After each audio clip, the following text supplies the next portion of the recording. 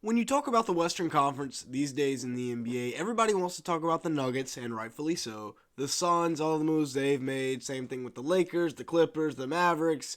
Nobody's talking about these Golden State Warriors, who still have the best point guard in the NBA. Jordan Poole is gone, Chris Paul is here, so they've got the best starting point guard and the best backup point guard in the league. Sure, they lose Dante DiVincenzo, that will hurt them a little bit, but they bring in Dario Saric, exactly what they need, a stretch four. Bring in Corey Joseph, very good sleeper backup guard. Podziemski, Trace Jackson Davis, they had a great draft. We're going to be talking about all of that and more, and why we should be on the lookout for the Golden State Warriors this year. So make sure to like button, leave me a comment down below, hit that subscribe button. So make sure to hit the like button. Leave me a comment down below if you do enjoy today's video at any point. Also, make sure to hit that subscribe button because literally my entire audience is not subscribed. Just go ahead and hit that subscribe button. Hit that notification bell. It'll help us out a lot in the YouTube algorithm.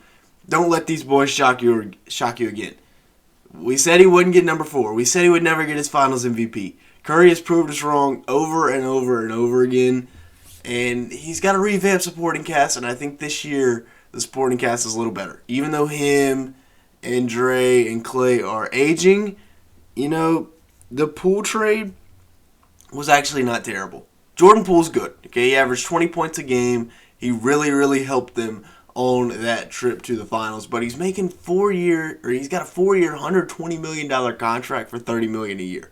Chris Paul. Last year, the Warriors were terrible when Curry was off the court. The plus-minus for Curry was insane compared to anybody else on the team. They need another floor general. Chris Paul, a guy, he's got a little bit of finals experience, but got playoff experience, 14 points a game, and 9 assists last year. Still a guy that can run an offense, don't get it wrong. Don't get it twisted. 4.3 rebounds, still 1.5 assists per game as well, 44% from the field, 38% from 3. So even though he's 38, he's still really good. It's just the injuries could be an issue down the stretch. But the reason they go with Chris Paul over Jordan Poole, he's an expiring contract. I know people were thinking Jordan Poole is going to take the Warriors over the top in the post-Curry days. They just can't pay that right now. I mean, you add in, instead of Chris Paul, that $30 million not guaranteed for next year. So instead of adding in a Chris Paul, you put Jordan Poole on the books for the next 4 years, along with Draymond Green, along with Andrew Wiggins, along with Steph Curry. Klay will get an extension next year. That would be very rough. They're already $35 million over for next year, which is insane. They are $80 million over for this year. Don't let Bob Myers fool you. He jumped off the ship while he still could. But one thing that the Warriors and Steve Kerr need to do this year is play the youth. Jonathan Kuminga last year averaged 10 points per game, 3.5 rebounds, and 2 assists, and was out of the playoff rotation. This is a guy exactly what they needed, and a guy that can guard, the 2-3-4 really. He was good efficiency-wise, though. 53% from the field, 37% from 3 on over 2 attempts a game in 21 minutes per game. Jonathan Kuminga needs to have a much bigger role in the rotation. He honestly could be another version of Andrew Wiggins if they give him the correct opportunity, which I think they will. Now, Moses Moody, another former lottery pick, averaged 4.8 points and about a rebound a game. 48% from the field, 36% from 3. So he was good efficiency-wise. It was just, lack of opportunity. He only played in 13 minutes a game, kind of like with Kuminga. Now, I know he has to have a role to play, but still, you can get these guys minutes. Now, let's talk about the rookies here. I think both of these guys are really going to help the Warriors out.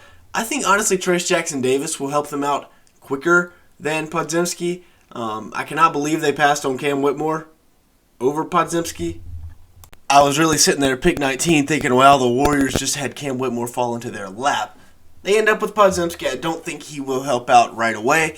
However, Trace Jackson Davis is going to be a guy that is really good for them because he can move his feet on the perimeter and he can guard on the interior, and that's really what they were missing last year. In a forward, Trace Jackson Davis, perfect for them. Another guy perfect for them is Dario Saric, going over from the Oklahoma City Thunder for the second half of the year. They needed a stretch 4, and they needed a 4 that was a versatile defender, but was a little bit taller than Draymond.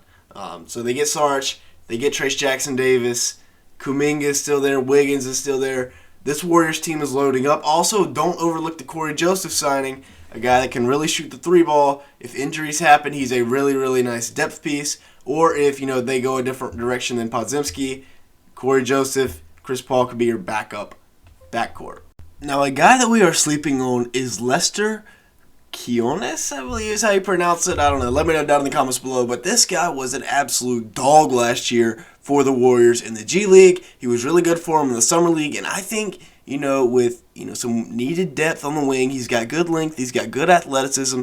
He is a guy that could get some PT this year, and I think he's going to make the most of it when he does. Now we have a big money man here on the Warriors, and that is Draymond Green, who signed a long-term extension this offseason, 4 years, $120 million. Now Dre's getting old. Dre, Klay, Steph, that core is getting old. They're really going to have to rely on the youth in terms of defense, and just lean on them throughout an 82-game season as they age. But Draymond, he got a big-time extension, and he is here for the long run. So now let's take a look at the lineups for next season. Really just running it back. This is in my opinion, of course, but just running it back with the same five from last year. Klay, I think it's going to be Klay's bounce-back year. Remember, he was completely shut down from anything basketball for 2 years. He's been back for about a year and a half now. We're going to see a fully motivated Klay. He's been hearing all the outside talk, all the outside noise, and I think Klay is going to come back with a vengeance. We saw him put 54 on the Hawks. He still got it. I think Klay is going to be the X factor next year, and I think he is going to prove some people wrong. Still got Wiggins, still got Draymond, still got Looney, still got Steph. Mainly the same cast of characters there. Looney, we'll see between Looney, Dre, and Wiggins if they can step up their defense for a guy like AD, or just hope they don't run into the Lakers in the playoffs. Now, taking a look at the bench, they got Chris Paul as the backup point guard again. Chris Paul, definitely out of his prime, but he's still a very, very, very, very serviceable starting point guard, much less backup point guard. You got Gary Payton at the backup 2, Jonathan Kuminga at the backup 3. Those three right there, that is a very, very good defensive trio. Trace Jackson-Davis, I'm not sure who's going to start at the backup center spot. Maybe they make a move. As of right now, I'm thinking it's Trace Jackson-Davis just because of his ability to guard on the perimeter and guard on the interior. We talk about defensive versatility, something you really need. Trace Jackson-Davis has that, and then they also have Dario Saric, who they brought in to stretch the floor and knock down three balls. Now, there are still some more guys that they will need to be getting minutes. We talked about Lester. He's a guy that I think could have a breakout year if given the correct opportunity. Brandon Podziemski, I might be saying his name wrong, but I think he's going to start out in the G League this year. Moses Moody is a guy that maybe is a trade piece if he doesn't start playing better. Maybe trade him to a team with, a big man that can guard inside and out and, can play the backup center spot. We'll see what happens there. You also have Corey Joseph, who, like I said, if injuries do happen to like a Chris Paul, he's a very serviceable replacement there. I mean, I'm not saying he's Chris Paul, but he's a serviceable replacement. Overall, I think this Warriors team has a very good chance to get ring number 5. The Nuggets are going to be really hard to beat. There's going to be some really good battles next year in the Western Conference playoffs between the Nuggets, Suns, Mavericks, Clippers, Lakers, Warriors, Kings even. I'm probably missing somebody too. There are so many good teams out west this year. It's going to be an absolute dogfight. The Grizzlies, I miss them. So, yeah, it's going to be an absolute dogfight. That's my take on why I think the Warriors are very underrated this year, though. So make sure to like button and hit the subscribe button if you did enjoy at any point. And with all that being said, thank you so much for watching today's video.